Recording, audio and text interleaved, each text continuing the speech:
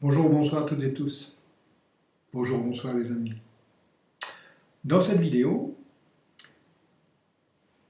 proposée par rapport aux accompagnements que je propose, je ne vais pas vous partager un accompagnement auprès d'une personne, mais un auto-accompagnement.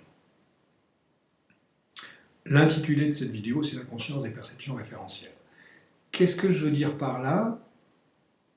J'ai trouvé cette idée, cette direction thérapeutique en psychologie quantique qui dit la chose suivante: c'est bon d'aller au-delà de la représentation mentale, au-delà du mot, jusque dans la perception même, et pas la perception relevée par l'intellect, qui est mentale, mais par la perception du vécu, qui est par contre aussi tenue par la mentalisation, ou par l'intellectualisation, consciente et inconsciente. Dans ma compréhension, contrairement à ce que beaucoup de thérapeutes avancent,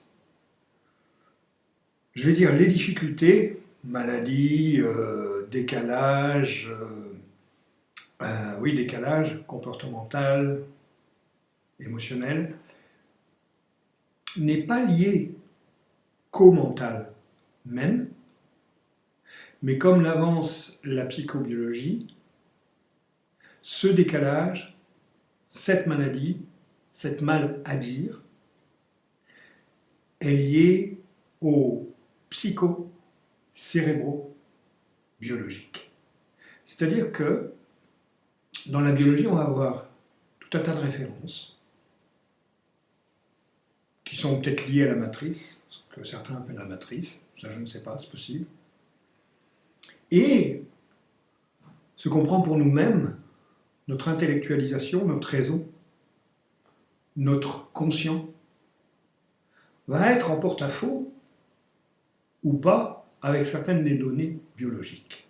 Et à partir du moment où vous avez un courant de vie qui vous amène à suivre certaines données et que l'intellect, le psychologique, ne veut pas le suivre, bien évidemment, vous avez un conflit. Et à ce moment-là, le cerveau, lui, va déclencher une façon de gérer ce conflit. On n'attrape pas les mouches avec du vinaigre. Aller dans la perception même, qui n'est pas relevée par l'intellect, mais qui est relevée par le vécu, et laisser passer ce vécu sans s'y accrocher, sans y accrocher son mental, son intellectualisation, amène à d'autres références, et des références beaucoup plus larges. Et là, ce que je vais vous partager, donc, c'est une autoséance, et mon intention, c'est de vous montrer qu'est-ce qu'on peut trouver dedans, et comment ça peut être lâché. Et du simple fait de le voir, ça lâche. J'étais avec ma compagne, et puis, elle était partie 2-3 fois, 2 jours, 3 jours, pas longtemps, et puis j'étais dans une configuration où j'avais pas envie qu'elle parte. Je lui dis, j'ai pas envie que tu partes, ça me travaille. Et voilà, j'étais simplement dans la constatation qu'il y avait en moi quelque chose qui ne voulait pas qu'elle s'en aille. Et pour moi, ça c'est un trait de l'ego. Je le prends comme un trait de l'ego, je le prends comme quelque chose de significatif qui cache dans l'inconscient d'autres références. Et ma façon d'aller voir ça, c'est me mettre dans le corps, et vous pouvez l'apprendre avec moi à travers Surfer votre vie, et poser la question, j'ai appelé ce jeu le jeu du qui fait quoi, qui est celui qui n'a pas envie que tu partes. Ça a l'avantage de mettre avec une chaîne associative de perception qui est récupérée par l'intellectualisation, consciente et surtout inconsciente, comme référence réactive, donc comme référence à ne pas vivre. Et donc qui donne une dynamique de projection dans le monde. Alors, je n'ai pas noté toute la chaîne associative parce que je l'ai fait devant ma compagne et puis j'étais dans le truc. Donc je vais simplement vous dire ce que j'ai trouvé, en sachant qu'en vous disant ce que j'ai trouvé, je vous le dis en métaposition. Donc je vous dis la situation, je ne vous dis pas au niveau de la perception. Et ce qui est important par rapport à l'alchimie, c'est de le vivre au niveau de la perception. Et de montrer à notre cerveau qu'on est d'accord de vivre l'information. Et ça joue sur l'alchimie. Donc, j'ai posé à la suite qui est celui qui n'a pas envie que tu partes, et puis, petit à petit, ça m'a amené, en fait, à une expérience, une situation où, je sais depuis longtemps qu'il y a deux jumeaux, quand j'avais 3 mois dans le ventre de ma mère, qui sont partis.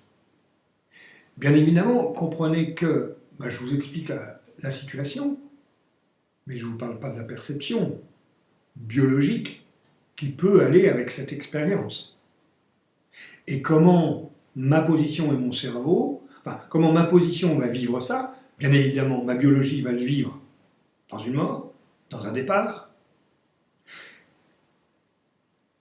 De là, mon cerveau va se ranger dans la direction, faut faire en sorte que la mort ne m'emporte pas, c'est le rôle de la biologie, d'accord? Et puis ensuite, quand les deux jumeaux sont partis, je me retrouve en silence, seul, dans le néant, dans le ventre de ma mère, et dans un milieu hostile à ma biologie, à ma compréhension biologique. Et ça s'enregistre.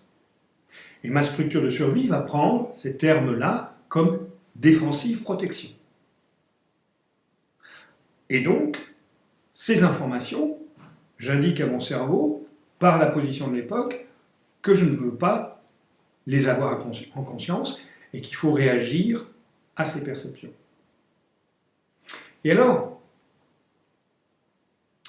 pendant que je découvre ça et je parle de ça, bien évidemment, il y a une partie que je connaissais, mais dans ces informations-là, il y a toujours quelque chose, d'après ce que j'ai vu, toujours quelque chose à découvrir et intéressant à découvrir.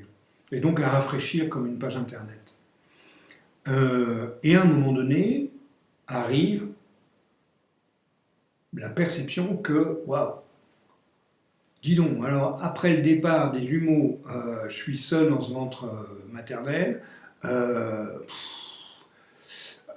À la suite de ça, ma mère était obligée de se reposer, et puis elle n'aimait pas ça du tout. Donc je prends sa perception de obligé de se reposer, ça m'embête, j'ai pas envie, et puis il faut que je fasse attention à l'enfant qui est là. Donc voilà, et j'aimerais bien pouvoir vivre. Ça donne une dynamique obligatoirement.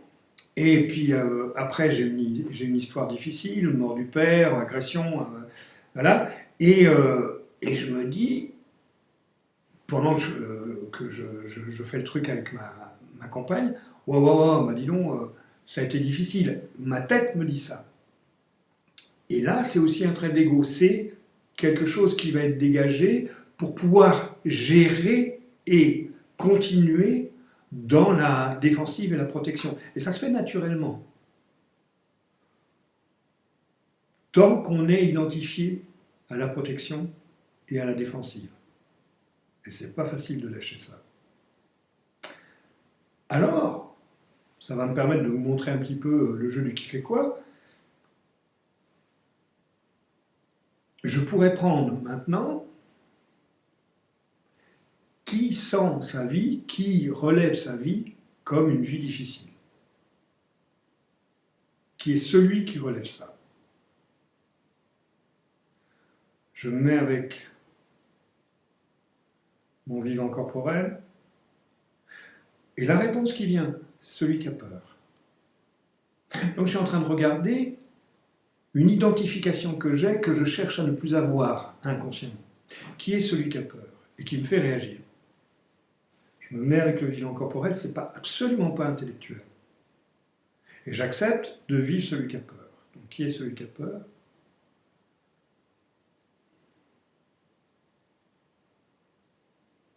Celui qui se sent sollicité par quelque chose, accroché par quelque chose. voyez, mon corps réagit. Qui est celui qui se sent accroché par quelque chose?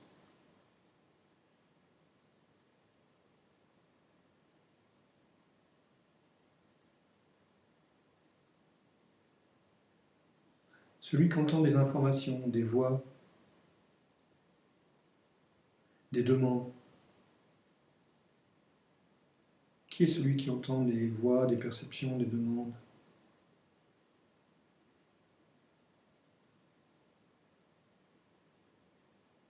Celui qui perçoit sa mère inquiète, son père préoccupé.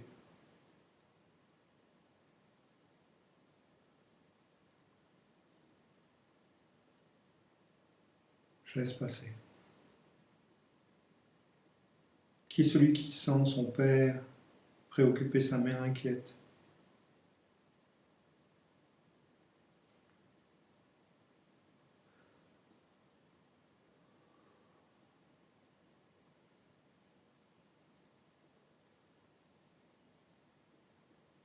Celui qui se sent là, à sa position,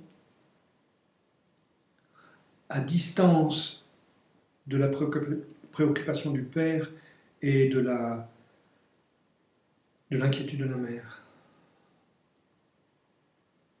Celui qui sent la distance.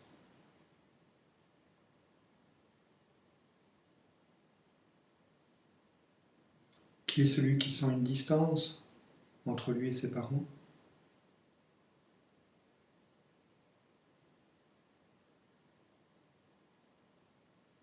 Celui qui ne sait pas où elle est.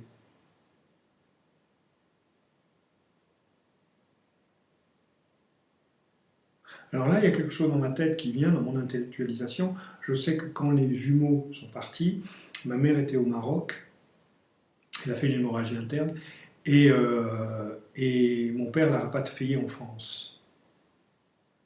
Et donc, il y a quelque chose de distance, dans la distance, avec la distance et l'obligation de rapatrier. Euh, et, euh,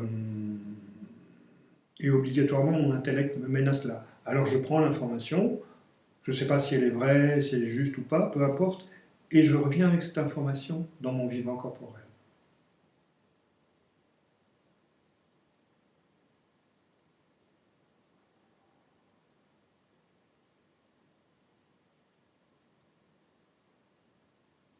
Et là, c'est comme si je vivais un espèce d'inconfort.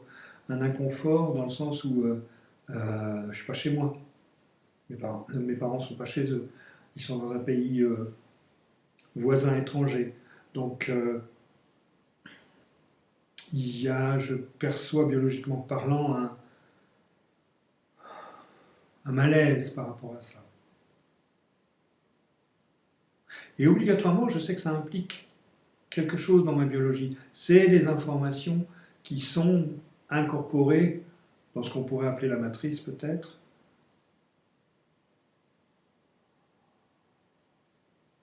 Et des informations rendues vraies. Mais c'est du passé, c'est que la mémoire.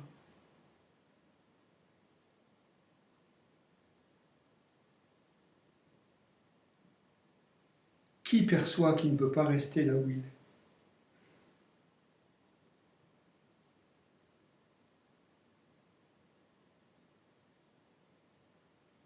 Celui qui a peur de se déplacer.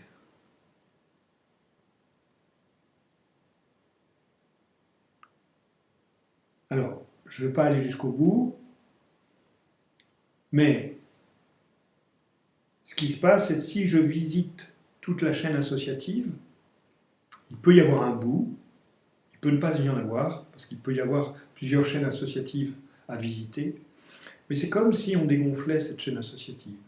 C'est comme si on en prenait conscience, et en prenant conscience, elle prend moins d'importance. Et c'est très intéressant. Enfin, personnellement, ça m'aide beaucoup. Ça me donne beaucoup de fraîcheur, de lucidité, même si je peux être récupéré par ces chaînes associatives. Et après, on les visite et ça permet de rester dans la simple présence.